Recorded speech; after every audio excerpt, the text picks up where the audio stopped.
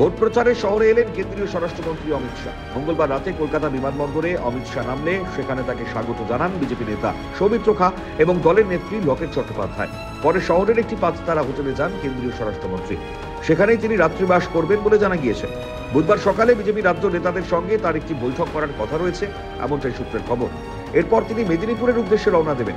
সেখানে দলীয় প্রার্থীর সমর্থনে একাধিক সভা করার কথা রয়েছে অমিত শাহ।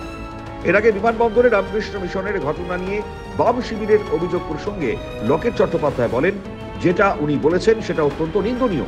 বাঙালি সমাজ যারা মিশনের সঙ্গে যুক্ত তাদের মনে আঘাত লেগেছে। যেটা উনি বলেছেন অত্যন্ত নিন্দনীয়।